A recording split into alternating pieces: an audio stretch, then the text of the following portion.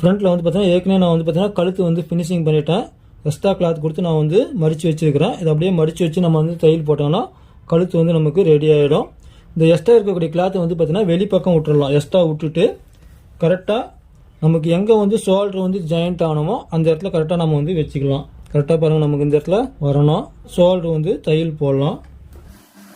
இப்போ தையல் வந்து ஃபஸ்ட்டு ஒரு தையல் போட்டோம். ரெண்டாவது தையல் போடும்போது கரெக்டாக நமக்கு வந்து இந்த பேப்பர் கேன்வாஸ் அளவுக்கு வந்து பார்த்தீங்கன்னா இந்த கிளாத்தை வந்து அப்படியே மேல் பக்கம் மடித்து நம்ம வந்து தையல் போட்டு வெளியே கொண்டு வந்துடலாம். இப்போ வந்து பார்த்தீங்கன்னா இந்த வந்து நம்ம அப்படியே வந்து மேல் பக்கம் இழுத்தோங்கன்னா கழுத்து பாருங்கள் ஒரே நேரம் நமக்கு வந்து வந்துடும். கழுத்து வந்து பார்த்தீங்கன்னா அதேமாதிரி சைடில் நமக்கு வந்து பிசுறும் வராது. பார்த்தீங்கன்னா தெரியும், இது அப்படியே மடிஞ்சிக்கும்.